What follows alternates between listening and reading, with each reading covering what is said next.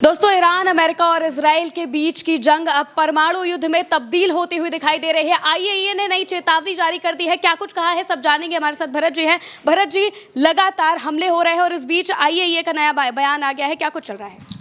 बात परमाणु युद्ध तक पहुंच गई है, बात परमाणु रिएक्टर्स तक पहुंच गई है और बेहद संजीदा मामला ये होता हुआ दिखाई दे रहा है कि इनका नातांज में जो न्यूक्लियर रिएक्टर है, जिससे ईरान ये बात कहता है कि हम इससे बिजली बनाते हैं, जिससे इजराइल ये बात कहता है कि ये परमाणु रिएक्टर से ये परमाणु बम बना रहे हैं, उस रिएक्टर के ऊपर हमला हुआ है और उससे रिसाव की बात सामने आ रही है और परमाणु युद्ध की तरफ बात आगे बढ़ती हुई दिखलाई दे रही है। आपके सामने मैं आपको एक एक चीज करके दिखलाने वाला हूं और बतलाने वाला हूं। ये देखिए, तमाम सारे अखबारों की रिपोर्ट्स है, जिन रिपोर्ट्स में कहा जाए Iran says Natanz nuclear facility hit, IAEA wants to possible radiological release risk. यहां पर ये कह रहे हैं कि ये पॉसिबल है कि यहां से रेडियोलॉजिकल जो चीजें हैं वो चीजें रिलीज हो रही हों। यहां पर ये बतलाया गया है, ईरान ने क्लियर कट कहा है कि हमारे परमाणु रिएक्टर के ऊपर हमला किया गया है। दूसरी बात, और भी अलग अलग वेबसाइट्स है, जैसे प्रेस जर्नल है, ये भी इस बात को लिख रही है, फेयर ऑफ न्यूक्लियर लीक्स, यानी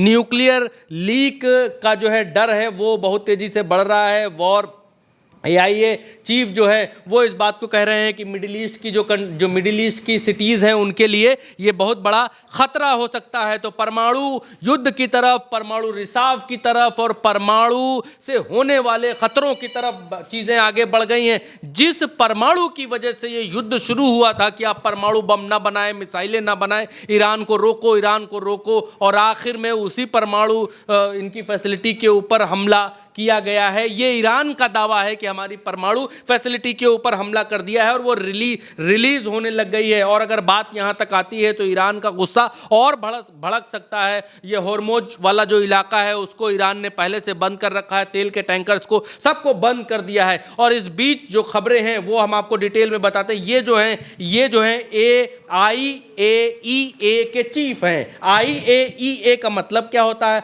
मतलब है इंटरनेशनल एटॉमिक ऊर्जा एजेंसी, यानी एनर्जी एजेंसी, जिसका हिंदी में है अंतर्राष्ट्रीय परमाणु ऊर्जा एजेंसी। ये इसका हिंदी में ये एक संस्था है, अंतर्राष्ट्रीय परमाणु ऊर्जा एजेंसी, जो ये बात डिसाइड करती है कि दुनिया के देशों में कौन परमाणु बम बना सकता है, कौन कितना अपने पास यूरेनियम रख सकता है, कौन कितने परमाणु रख सकता है, कौन बना सकता है, कौन नहीं बना सकता है, किसने दस्तखत किए, किसने दस्तखत नहीं किए, कौन परमाणु संधि पर काम कर रहा है, ठीक से अमल कर रहा है कि नहीं कर रहा, कौन अपनी शक्ति के हिसाब से ज़्यादा जो है ये हथियार बना रहा है। ये सब देखने का काम इस एजेंसी का है। और ये दुनिया भर में नज़र रखती है कि जिन देशों के पास परमाणु हथियार नहीं है वो ना बनाने पाए परमाणु हथियार, और जिन देशों के पास हैं वो ज़्यादा ना बढ़ाने पाए। ये सब नज़र रखने का काम इस एजेंसी का है, जिसके चीफ ये भाई साहब हैं, ये राफेल ग्रॉसी हैं। ये बैठते हैं आपके यूएस में। तो इनका भी ये कहना है कि AIA wants radiological release could force, ये इस बात को कह रहे हैं, इन्होंने वॉर्न किया है। ये जो अंग्रेजी में, क्योंकि आप तक जो जानकारी है वो बिल्कुल सही पहुंचनी चाहिए, सच्ची पहुंचनी चाहिए, इसलिए आपको दुनिया भर के अखबारों का रिसर्च करके उल्टा चश्मा यूसी की टीम आती है, तब आपको कोई बात बतलाती है। हवाई कोई फायर उल्टा चश्मा यूसी में नहीं होता है कि कुछ भी कह दें, कुछ भी कह के निकल जाएं। तो एआईए ने यहाँ पर इसका हिंदी रूपांतरण में करके बता देता हूँ कि इन लोगों ने, यानी अंतर्राष्ट्रीय परमाणु ऊर्जा एजेंसी ने इस बात को कहा है कि बड़े शहरों में जितने बड़े क्षेत्रों को खाली कराना पड़ सकता है रिसाव के कारण। ग्रॉसी जो इसके प्रमुख है, उन्होंने कहा मध्य पूर्व की मिडिल ईस्ट की जो स्थिति है वो बेहद चिंताजनक है और सभी पक्षों से अत्यंत संयम बरतने का आग्रह है, वो इस बात को कह रहे हैं। और ग्रॉसी यहाँ पर कहते हैं कि ईरान और क्षेत्र के कई अन्य देश जिन पर सैन्य हमले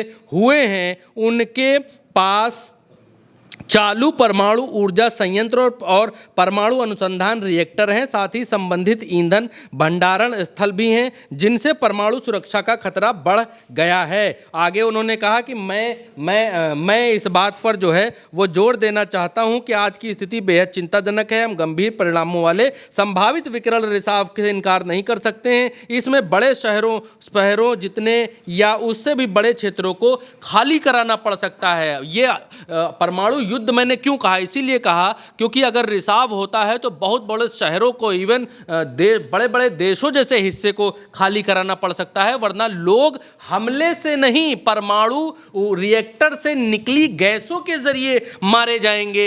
ये ऐसे रिसाव से ये हालात हो चुके हैं। और ईरान ने यहां पर जो कहा, जो क्लेम किया, उसको भी एक बार दिखा दीजिए। दर्शक पढ़ना चाहेंगे तो पढ़ लेंगे। यहां पर जो क्लेम किया गया है ईरान की तरफ से, उसको भी थोड़ा सा मैं हिंदी में बताऊंगा वरना वीडियो लंबा हो जाएगा। इसमें लिखा है कि ईरान ने यह दावा किया है कि अमेरिका इजराइल के हमलों में नतांज परमाणु संयंत्र को निशाना बनाया गया। कल एक बार फिर ईरान के शांतिपूर्ण और सुरक्षित परमाणु संयंत्रों पर हमला हुआ। IAEA में ईरान के राजदूत रजा नजाफी ने एजेंसी के 35 देशों के शासी मंडल की बैठक में पत्रकारों से कहा कि रॉयटर्स द्वारा यह पूछे जाने पर कि किन किन संयंत्रों पर फलाना, इसके आगे आप पढ़ सकते हैं, पूरा बताएंगे तो लब्बो लुआब तो मैं आपको इसका बता चुका हूं। एक बार की आपको अगर देखना है कि ये नतांज न्यूक्लियर फैसिलिटी आखिर है किस जगह पर, कहां पर है, ईरान में जहां पर हमला किया गया है, ईरान में सीमा पर है, अंदर है, बाहर है, कहां है, तो उसको आप देख सकते हैं। आप आइए यहां पर देखिए, ये जो है ये ईरान का पूरा इलाका है। आप ये देखिए वर्ल्ड मैप के ऊपर, गूगल अर्थ के ऊपर, ये ईरान का पूरा इलाका है और ये इराक है, सीरिया है और यहां पर आके इजराइल है। और ईरान के भीतर ये नतांज न्यूक्लियर फैसिलिटी इनकी है। अब नतांज की तरफ हम आगे बढ़ेंगे, चलेंगे तो आपको बिल्कुल क्लियर कट दिखाई देगा। एक चीज आपने बहुत अच्छी यहां पर आपको देखने को मिलेगी। इससे पहले के वीडियो में जो हमने और महिमा ने किया था उसमें हमने आपको दिखलाया था कि इजराइल के शहरों के ऊपर जब इस तरीके से हम जूम करते हैं तो वहां की कोई इमारत की छत इस तरीके से क्लियर कट दिखाई नहीं देती है। लेकिन ईरान के भीतर आप गूगल अर्थ पर भी बैठकर कुछ भी देख सकते हैं, वहां के शहरों के बारे में देख सकते हैं। तो ये वो आरोप है जो अभी मिडिल ईस्ट के लोग लगा रहे थे कि अमेरिका ने ईरान के आगे हमको ऐसे ही छोड़ दिया है, सारी ताकत ये इजराइल को बचाने के लिए लगाकर इन्होंने रखी है। तो ये गूगल अर्थ से भी आप देख सकते हैं कि यहाँ ईरान के भीतर सब कुछ आप गूगल अर्थ पर देख सकते हैं, लेकिन इजराइल के भीतर आप नहीं देख सकते हैं, आपको ब्लर दिखाई देगा। जितने भी दर्शक अगर सुन रहे हैं तो एक बार कोशिश कर सकते हैं। उल्टा चश्मा यूसी की बात आपको 100% सच सही साबित होगी, क्योंकि उल्टा चश्मा यूसी जब भी किसी क्षेत्र में रिसर्च करता है, बात करता है तो बिल्कुल दावों और तथ्यों के साथ करता है। तो ये नतांज न्यूक्लियर फैसिलिटी है, यहां पर इनका कहीं न्यूक्लियर भंडारण होगा, अब हमें नहीं मालूम कहां पर है,